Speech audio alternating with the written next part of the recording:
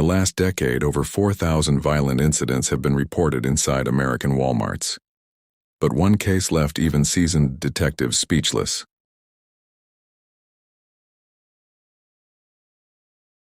Tonight, we'll walk you through a true Walmart horror story.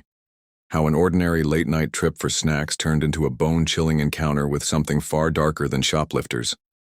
The ending? You won't see it coming. Quick question. What's the creepiest thing you've ever seen in a store at 2 a.m.?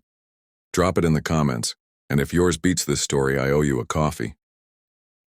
It was supposed to be a quick stop, one of those just grab milk and chips kind of nights. You know the vibe, sweatpants, hoodie, wallet in the pocket, zero expectation of drama. But here's the thing, routine is the perfect disguise for danger.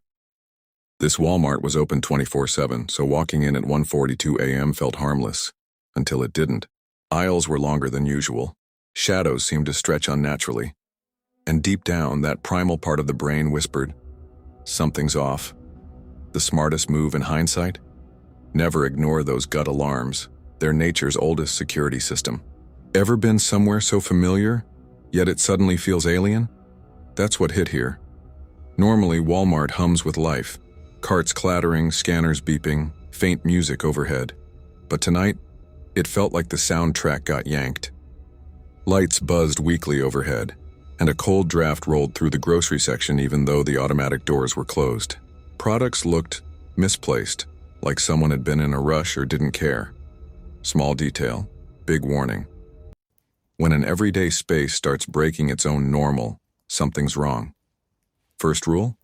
Pay attention to your surroundings before they pay attention to you. Halfway down the cereal aisle, he appeared, broad-shouldered, wearing a faded hunting jacket that looked too heavy for the mild night. No cart, no basket, just standing there.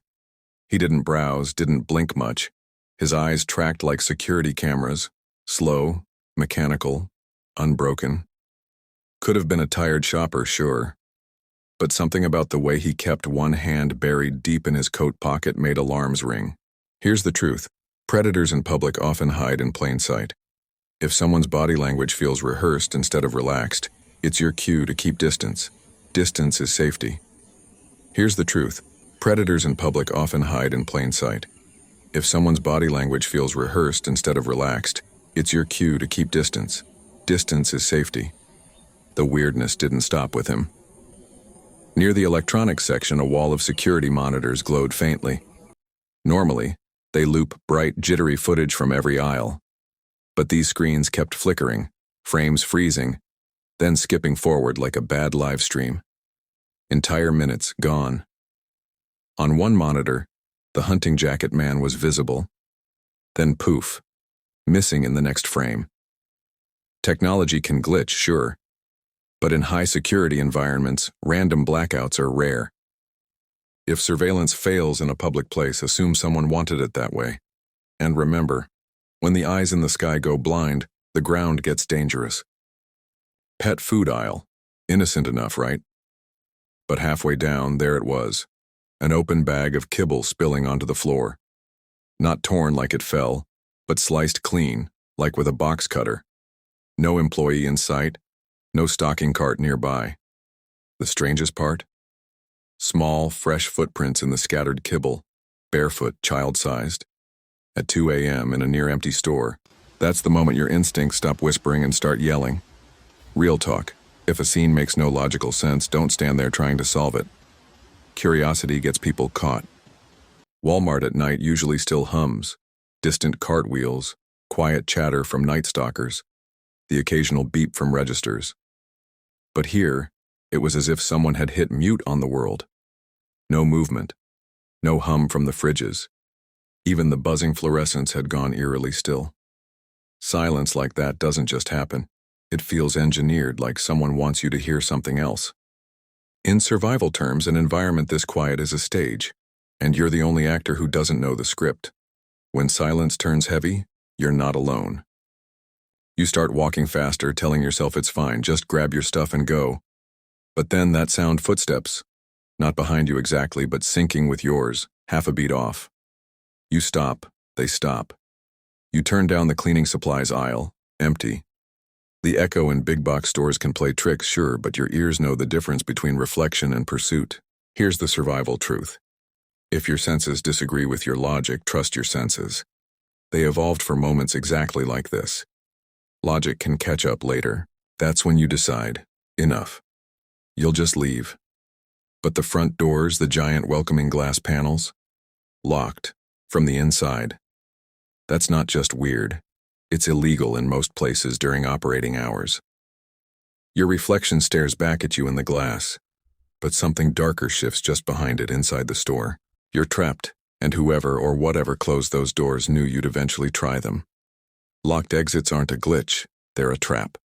And in public spaces, a trap means time is already running out.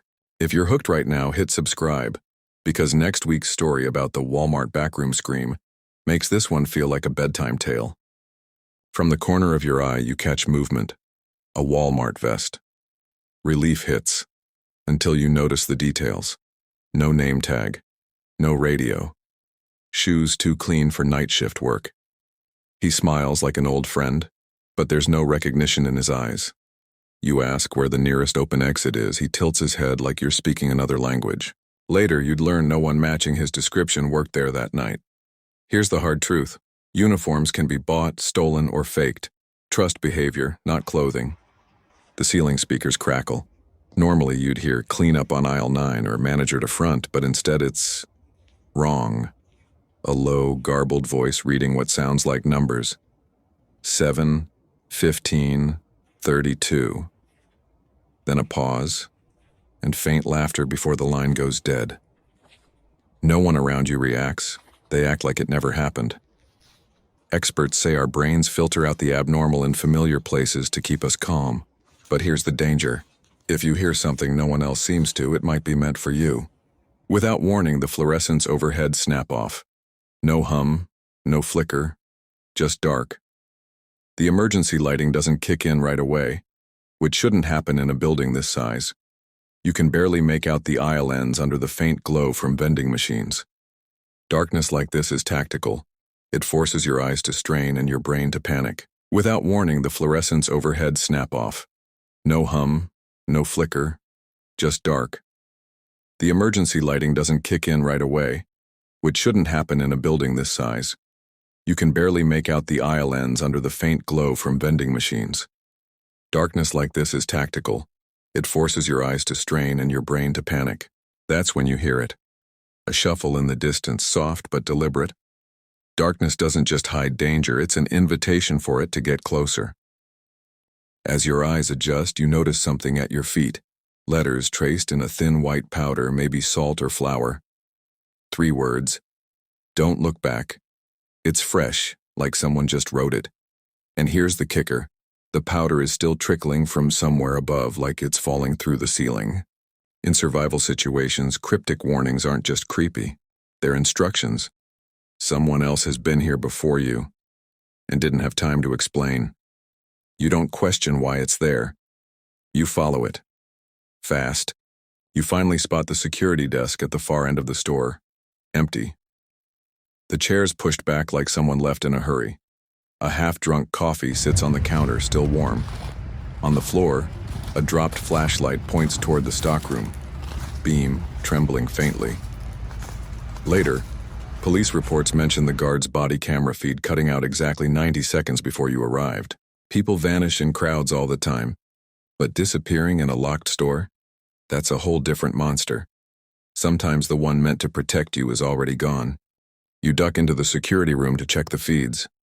Most monitors are dead static, but one in the corner shows live footage, except the angle doesn't exist in real life. It's like the camera's in a place no human could stand. On screen, you see the hunting jacket man, and something behind him. Tall, bent wrong, head cocked at an impossible angle. As you stare, the figure turns, not toward him but toward the camera, as if it knows you're watching. Cameras don't scare people. What's in them does. You follow the dropped flashlight beam toward the stockroom door. Inside it smells wrong, like damp earth and rusted metal. Stacks of unopened boxes form narrow corridors, and at the far end, something shifts. At first you think it's a person crouched low, but the movement is too fluid, too insect-like. It jerks into the light. Skin pale, limbs too long, moving on hands and feet at the same time. You back up hard in your throat. In that moment there's no more guessing. This isn't a someone, it's a something. Pure survival takes over. You sprint through housewares, past checkout, and spot the faint green exit sign above the garden center. The gate's chained, but one panel is loose, just wide enough to slip through if you don't stop moving. As you push yourself through, you hear the rattle of metal shelves behind you falling one by one like dominoes. You don't look back, you just run into the night air, lungs burning. Sometimes the smartest escape isn't elegant. It's messy, desperate, and still the best decision you'll ever make. By the time the first patrol car rolls into the lot, the store looks normal. Lights on, doors unlocked, carts neatly lined up. The officers sweep the aisles, but there's no hunting jacket man, no barefoot prints, no white powder on the floor. The security desk coffee is gone, and the camera room hums quietly with standard footage. When you describe what you saw, one cop just nods slowly, like he's heard it before. By the time the first patrol car rolls into the lot, the store looks normal. Lights on, doors unlocked, carts neatly lined up. The officers sweep the aisles, but there's no hunting jacket man, no barefoot prints, no white powder on the floor. The security desk coffee is gone, and the camera room hums quietly with standard footage. When you describe what you saw, one cop just nods slowly, like he's heard it before. Official report says suspicious activity unfounded, but unfounded doesn't mean unreal. For weeks after, you can't step into any big store without scanning exits first. Every beep of a PA system, every flicker of light sets your nerves on edge. You start doing all your shopping before 9 p.m., no exceptions. Friends joke you're paranoid, but you've seen what can hide in plain sight. Truth is, you'll never prove what happened that night. And maybe that's worse. Because if something like that exists and nobody's talking about it, it's still out there. Walmart aisles are built for fluorescent comfort. Bright, predictable, ordinary. But that night proved the scariest places aren't abandoned buildings or dark alleys. They're the ones we trust enough to let our guard down. Somewhere between the locked doors, the vanishing guard, and the thing in the stockroom, normal reality cracked. So the next time you're in a massive store after hours, remember, safety isn't about how familiar a place feels. It's about knowing when to leave before you have to run. And if you like this story, you'll want to stick around next week's tale. A late-shift warehouse worker hears her own voice calling from the rafters. This story is based on true events. Certain names, details, and sequences have been altered for privacy and storytelling purposes. Not professional advice. Consult a qualified expert as needed.